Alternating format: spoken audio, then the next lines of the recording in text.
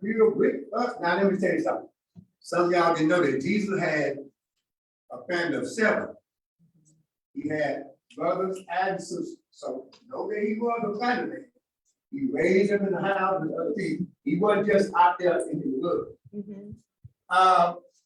And they were awkward and they were offended at him.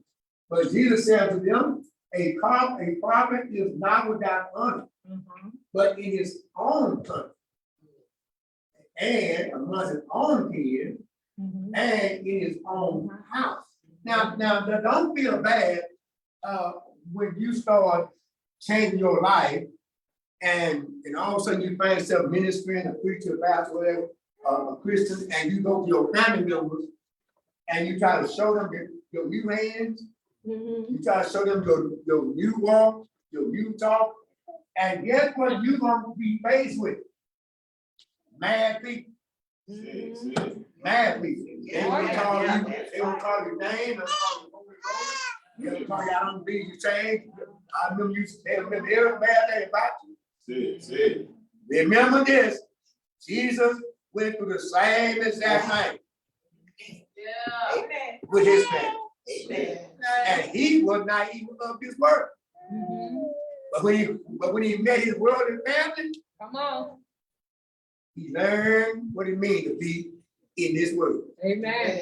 So they were offended at you. Amen. And he could what? Yeah, you know what? My word. Say that he laid his hand upon his new sick folks and they would heal. Amen. And he marveled. Now check it out. And Jesus marveled. That means he was shocked. He was glad to see that because of their unbelief, he couldn't do nothing. It's hard to be a Christian in a home where there are no Christians. That's right. It's home. You find to lose the battle. Because every chance they get, they're going to belittle you. Not because they don't love you, they don't understand you. They don't understand you. They're not trying to hate you, they don't know you. Once you become a Christian, you're unknown to the world. Let me say it slow. Once you become a Christian, you are, or you're supposed to be unknown to the world. The reason why we can't get that down, because we too busy trying to be worldly and Christian at the same time. You gotta let one go. That's right. You can't have 2 masters. No. Amen. You either hate one or love one, or love one or hate one. That's right. And the problem we have in our life is we don't know, as people in churches, we don't know when to let the church go, or let the world go. And we caught between 2 what? All 2 opinions. All And the Bible says, how long will you be caught between what? 2 2 opinions. opinions. Let one go. Amen. Amen. God bless you. See. Thank you for standing for you for a minute. This is why I love to try to explain the scripture as we go through. Because some of us just can't get the meaning to the scripture, so I'm going to explain it to you That's all right. as we go along so you can get understanding. And all that I get Get an understanding. get and understand. Yeah. Make sure you know what's being said and know how to bear witness to that is being said. A guy, it was kind of funny. A guy called me the other day, he and his wife called me, and they were saying to me that they had just went and got a tattoo. And it's funny about that. So I was just ministering on what the Bible says about what tattoo. I wasn't talking about tattoo. I was ministering what the Bible said. The Bible had something to say about tattoo. And so I want you to know that. There's a lot of scriptures in the Bible that deal with tattoo. Doesn't make the person that got the tattoo a sinner. But the tattoo on the Christian is uncommon. It's not what God expects for us to do to our bodies. And so I was teaching that, and so he called me and said, Pastor, I got a tattoo. He said, I really talking to my pastor. That said to me that his body You're going to die and return to the ground which you came. So it don't matter about that too. But what he didn't tell you this, that when you ended by, you made that decision. So you'll be held accountable for every deed done in your life. Good or bad. Yeah, the body will return to earth, but you made that decision while you were living. And since we're judged by God, He'll judge you while you in the body.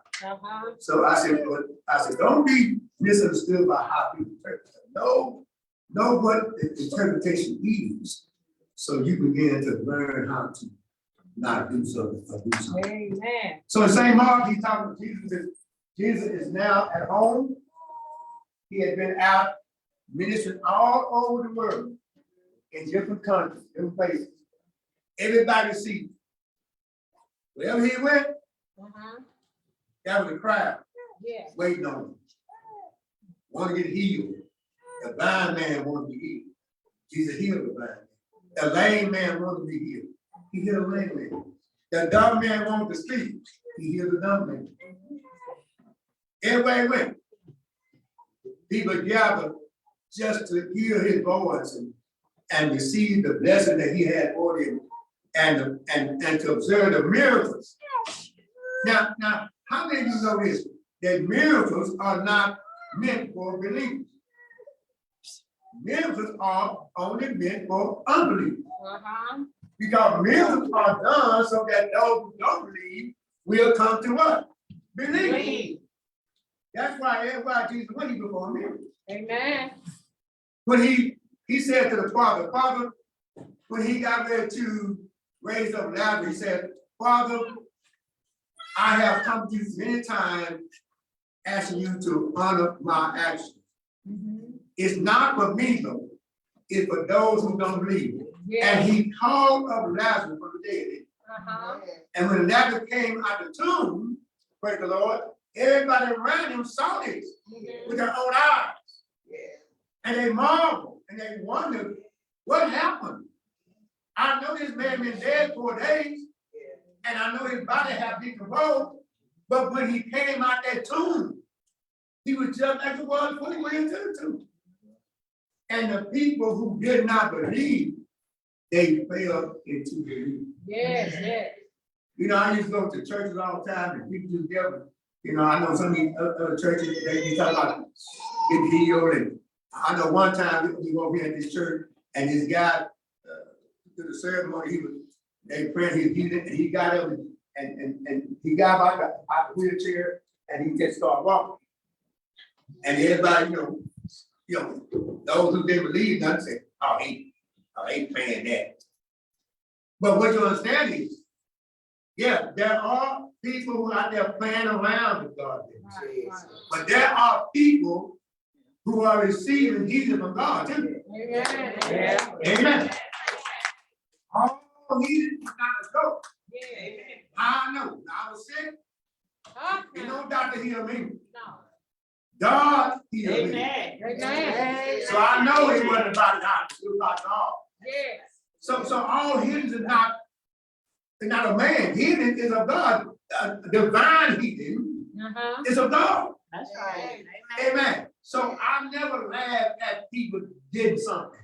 There were two men one day, two blind men who stood up and said, Master, could we ask you to give us our sight? And Jesus asked them a simple question, say, do you believe I can do this? Yes. Do you believe I can do it? See, if you believe I can do it, then you can have what you believe. The Bible says, whatever you believe and don't doubt, you shall have what you believe. Yeah. These two blind men asked Jesus and say, will you heal us? And Jesus asked them a simple question, do you believe I can? They said yes. And guess what they left there doing? They left there singing. Man came to Jesus one day, deaf and dumb man. Jesus said to the man, he took his fingers, put in the man's ears like this, and took his spit and put in the man's tongue and said, now speak. The man came to talk. That's the same law. That's in the Bible. That's right. Now, y'all would have not got that blessing. Oh, no. The moment he put that spell on you, you were lost right there. Even though he couldn't fit on me, Jesus. Man it up. Man it up. But he did. He put his fingers in his ears like this, and he said, hold your tongue, and Jesus filled that man's tongue, and the man began to speak, Whoa. and he at the same That's time. all right. That's all right. Praise God. Why? Not of the spirit in the tongue and ears, but because he believed that if Jesus does it for him, he should have what he asked for. That's right. A woman, 12 years later, issue of blood 12 years later, believed that Jesus would heal her. And she said to herself, if I can get to him and touch his garment, I know. He said, I think. I know I will be healed. And what did she do? She got up out the house, went got a long line. She was determined to get to Jesus. She reached out and touched Jesus, and instantly she was healed from her 12-year sickness. That's right. And Jesus said these words, somebody touched me. Somebody. And said, oh, master, all these folks. You know somebody gonna touch you. No, I don't mean that gonna touch you. Nuh-uh. Yeah, I felt the virtue. I felt the virtue come out of my body. The virtue is healing grace. Came out of his body into that woman, and she stood up, healed from her 12 years of age. Yes, there are blessings in miracles. Yes, unbelievers have got to see Jesus in action. They don't believe report. They don't believe your testimony. They got to see action. Yes. A man was when they on the ship one day going across the lake. They was in that all of a sudden there was a storm came up. They were on this ship and they was got afraid to die. And somebody said, what we gonna do? He said, I know a man downstairs in the hill of this ship that his name is Jesus. Yes. And I think if we get him up here, he may get help. The man went downstairs and said, Jesus, you got to be buried. And the Lord said, what's going on? He said, this is terrible wind, storm is going on, and we are going to die. Yeah. Could you help us? And Jesus got up from his sleep, walked up to the helm of that ship, looked at the storm, looked at the wind in their eye, and said to them, peace, be still. And suddenly there was a calm across the sea. Yes. Those that watched that, those that looked along said, what manner of man is this? Yeah, that even. And even the wind and the rain obey his voice. Yeah. When they see things happen in their eyes, they believe. Yeah. Man said at the gate one day begging. Yes. He was a beggar. A beggar is somebody that's not going through hard times. A beggar is somebody that have made begging a job. Beggar is a person who makes begging a job. Yeah. We're not work. Yeah. We're not become independent. Always expecting someone to do something. Yeah, by my hand. Yeah. Now here's the catch. Jesus, on a daily basis, will be going from Bethany to Jerusalem every day. And every day he would see the same man sitting at the gate with his cup, asking for alms, which is money. Jesus did not heal that man because that man had become a beggar. Yeah. And a beggar don't want to be healed, he want to beg.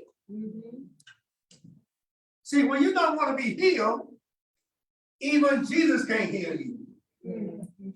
He said once, he said, oh, how I would love to hold you in my arms, Mhm. and just rock you. Said preacher. Yeah. He said, but you won't let me. Come on. All right, I can't do it for you, but you won't let me. all right. Jesus wanna love us, Yeah. Yes, he but does. some of us so mean and hateful Oh, Lord. and discouraged and Yeah, mad all the yeah. time. that even he can't even help. My God. Tell it. He can't do nothing for you, but you can. So inside you are tormented with your own deals and your own devices, and you won't let Jesus in. The Bible says, "Lo, I stand at the door and knock." Oh, yeah. Any man was just hear my voice and come and open the door, I walk in. Yeah, yeah. If I walk in, I will talk to you, and you will never be the same again. You'll never be the same again, because I will change your mind about who you are. So here you see over here in the scripture, he have done all this mighty work. Yeah. He come back home, back to Nazareth. And was he was raised in Nazareth, like I read in Mark. He was raised in Nazareth, by the side of the Lord, matter of fact. Who was Cain? Country people. Yeah. He came to Nazareth, Mhm. so he can do the mighty works Oh, for yeah. his family, for those who knew him. Uh-huh. When they saw him, they knew he was Joseph's son. Mhm. They knew him growing up in Nazareth, Yeah. the son of a carpenter. Mhm. They knew his brothers. Yes. They even knew his sisters. Mhm. Isn't it bad to think you know somebody and you really don't? Isn't it bad to assume that just because I know you as a child that you'll never be nothing as an adult? And so I'm gonna know you from then. Mhm. The reason why people can't change because they're surrounded by those people who think they know them. Yeah. When they were having a hard time as a kid in the country, maybe didn't have much, they had no money, maybe, we worked in the fields and we done a lot of things in the country that people were concerned, we got wrong, we never have nothing because we were poor as a kid. We wound up being a millionaire. I got a cousin named Thomason, the Damon Thomason, who grew up in law Oh, yeah. as a young man. Mhm. We were holding our lap papers, we were little kids. Hall of Fame on that, Mhm. Hall of Fame on that. Played his run back and play the game of Marlin, Texas, my cousin, my little second cousin. Mhm. But what if we had his parents, his mom, Mary was a couple grades behind me. They didn't have nothing, her dad was old. When they were born, she was born, her father already 80 years old. He was a fancy talk.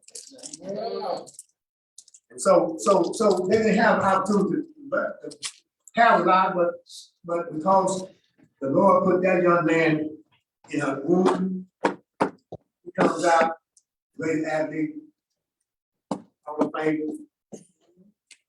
Or his mama, big people on the Fort Worth, Texas, All right. life change. Mhm. That's what happened when you meet Jesus. Amen. Wherever you were called then, you ain't called that now. Wherever you are then, you no longer is that. Mhm. The Bible, if any man be in Christ, he's a new creature. Yeah. That's right. Yes. Whole thing passed away, behold, all things are new. Worry about what you used to be. That's right. Just try being in Jesus and you have a new life, That's right. a new identity, Yes, sir. a new fingerprint Uh-huh. Hallelujah. that's never gonna be matched again. Yes. Hallelujah. So he came to his hometown and he that was people that sick. So some was sick, lame, leprosy. There was 10 lepers. Saw Jesus across the street. And because they knew that leprosy was a contagious sickness that couldn't be healed, they stood across the street and hollered out, "Hey, Jesus, heal us! Yeah. Heal us!" And Jesus said to them, "Go and show thyself to the priest."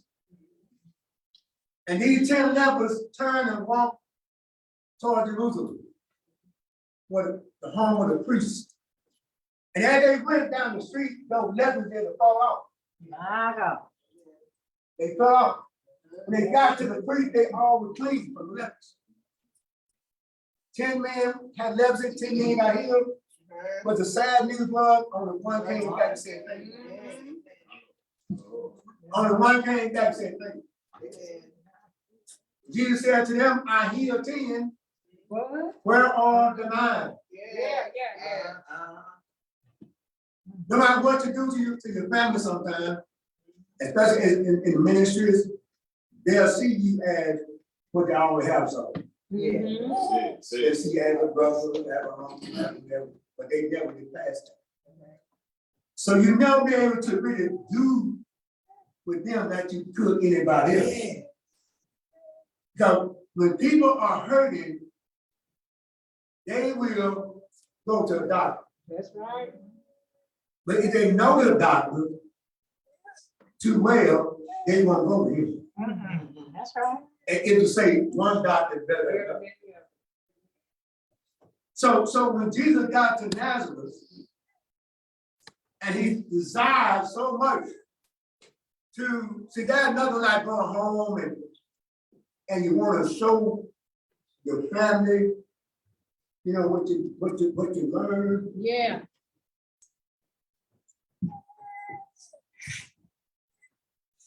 You really have a desire to change their lives. Somehow you find yourself misunderstood, unappreciated. And no matter what you have to give it down to see. And Jesus was amazed. Oh, how much did he want to see his cousins change, uncles, aunties, Oh, yes. those who raised him? How much did he want to see them receive a gift of life that he had to bring to them? Yeah. He came with a gift of life. Yes, hallelujah. He came to Nazareth just to give them, yes, a gift of life. On their unbelief, he could do nothing except go about down the villages, teaching those who would receive it. Imagine that. If Jesus can't help you, nobody else can. I know that's right. That's so true. Yeah, you rejected your only chance of life. That's right. Amen. And because of their unbelief. So the very thing that they thought they knew about him cost me. Not only their life, but it cost them their miracles. It cost them their healing. It cost them their delivery. It cost them their restoration. All the things that Jesus brings to you because of your unbelief, he can't do none of that for you. And not only does the person leave sad, but Jesus, he leaves sad. Because for these cause, he came into the world. That's right. World may be free. Yes. And sickness and disease may be done away with. And then all eternal life on top of all the benefits. Yes.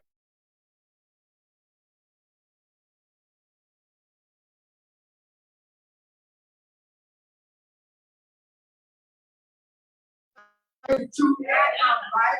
We turn that person down just on our own imagination, That's right. and we lose Uh-huh. because we got Jesus. There's no win. That's You right. can't win. No. Nobody can. No. Doctors can't win. Things win. But I don't got any money. God, you can't win. It's not about what you got. It's about who you serve. That's right. Amen. You don't serve him. You serve the loser. You serve the That's devil. right. Right. He's not with you. But because of that relationship, he found himself looking at his people. How I love you so much. Yes. And want so much to like hold you, Lord. Just to hold you. Yes. You won't let me Yes. because of your own ability. That's right. Amen. Amen. Amen.